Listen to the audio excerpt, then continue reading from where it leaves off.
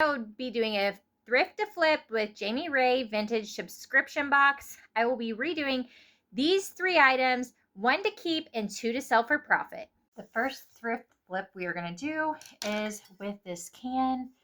I was able to get these papers from Jami Ray Vintage's subscription box, and I'm going to go in with this corn.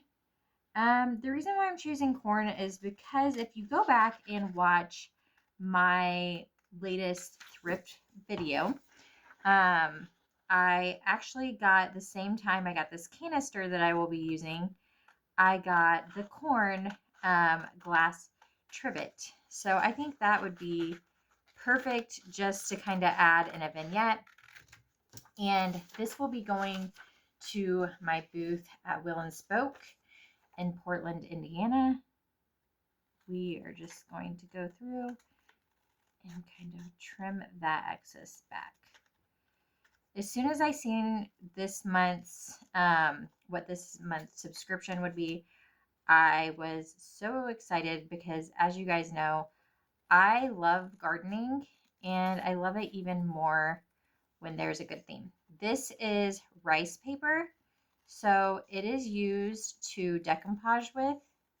So that's what we will be doing. I'm just going to cut all this down.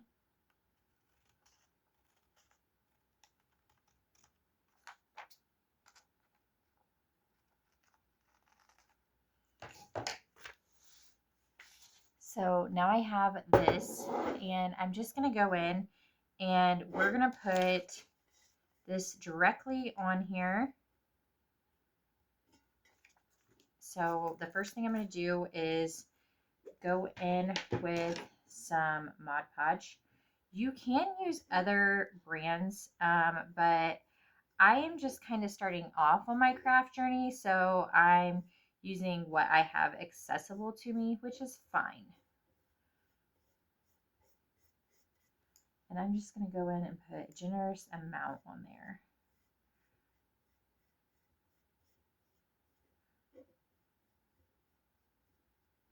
So one thing I'm learning is if you go in with spray and actually spray your rice paper before you put it down, it's going to go on a lot easier. And I'm going to add some more Mod Podge too in some spots. It goes on a lot easier, and you don't have the creases like you sometimes will get when you don't spray.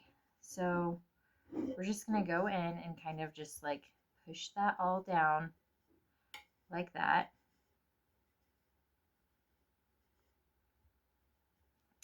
And now I'm going to go over the top of this with some Mod Podge again.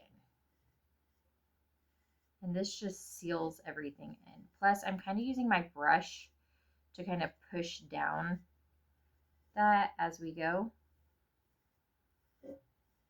That way it is nice and sealed. I can already tell you I'm loving the way this is turning out.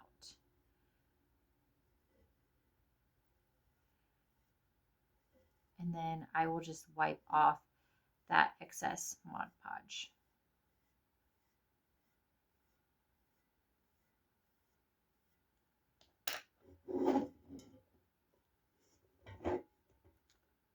Up next, we have this Grandma's Busy Take a Cookie. And honestly, this is not my jam at all. I did not like the way this looked. And I knew as soon as I got this that we would be flipping it. So I am just going to take some cheap paint and paint over a coat right directly over this.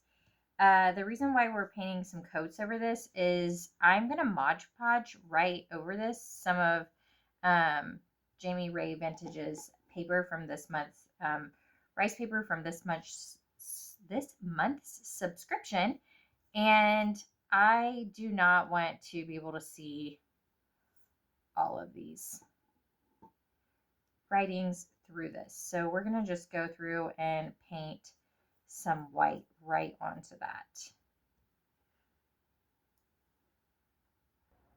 A lot of times when you have a booth, you have to work with what you can find.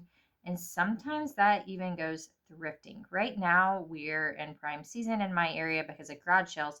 But come wintertime, a lot of times you can't find maybe what you're looking for. So doing upcycles is a great way to be able to continually put quality items that fit your style and your customer style into your booth. So I have never used the stencils before, and this project will actually be going in my own home. So I figured if I was going to make any types of mistakes, it would be best to start out with something that would be going to my house anyways. So that is what we're going to do. We're going to start out by using something that will be going to my house. I was able to pick up this antique vintage sign at a church garage sale, and we're going to go in and just work this stencil into covering up this spot right here. Everything that I read said don't have a heavy hand when you're doing that, so I kind of want to go in here and get my stencil brush and kind of just play around with the depth of this. And also, let me wipe that off. I did spray this down just for the fact I knew that I needed to get the price sticker off of it.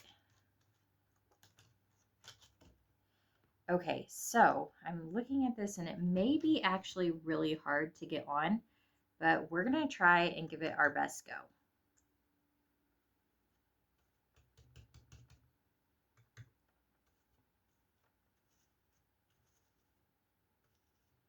This is either going to turn out wonderful or it's going to be a giant mess.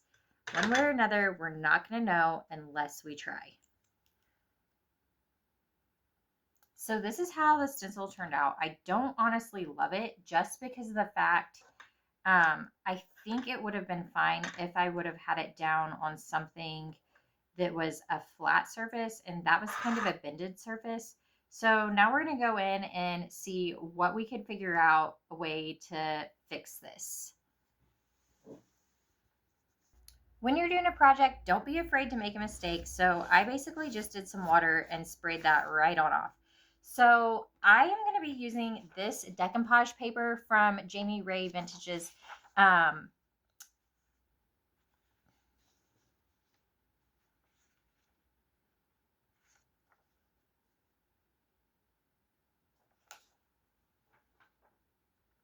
don't be afraid to make a mistake. I was able to spray water on this and wipe this completely off. And I just grabbed this paper, which I will also be using on our other project. And I am just going to cut this down to size and actually just fill up this square and then go on the other side and fill up another square. So let's cut this down. So I do know that I will be using this bee to go in the center of my little shelf that I'm doing. So I think I'm just going to go in and actually put the rice paper right like this. I really like the bee, and I would like to be able to keep that on there. So I'm just going to go and kind of give myself a little like cutting template, and we're just going to go in and kind of do that so that I know where I need to cut, and then I'll cut that out. Now that I have this cut out, I'm just going to go in with some Mod Podge and Mod Podge just this area where I will be sticking the rice paper. And that's one thing that I'm learning is don't be scared to play with things and make mistakes, because if you make a mistake, guys, it's just at the end of the day, it's just paper. And really, honestly, I barely spent anything on this project. So it's not the end of the world. If it doesn't turn out the way you think that it needs to, it's really just not going to make or break you.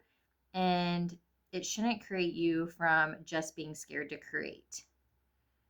So now that I've got that on there and sprayed, I'm going to go ahead and Mod Podge a top coat over that. Like I said, I feel like this is going to kind of all blend together with the bee on there.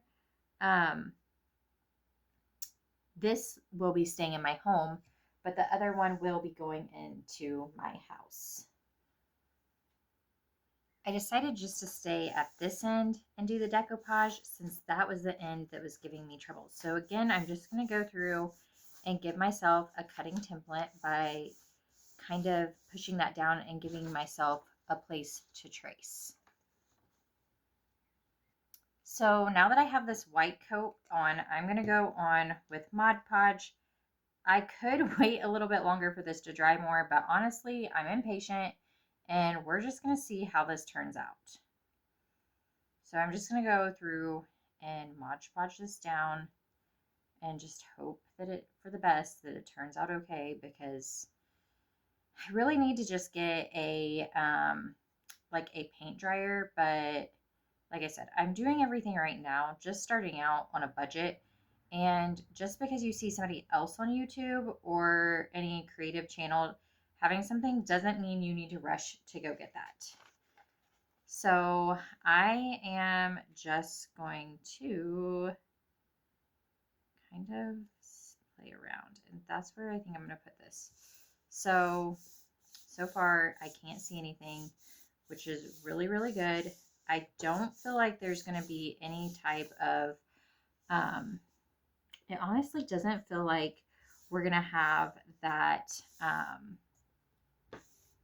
bubbling of the paper, which is good. So I don't know, well, we might give it a little spray just in case, just to kind of spray it down, just to be safe, because it would be bad if it happened to start to bubble.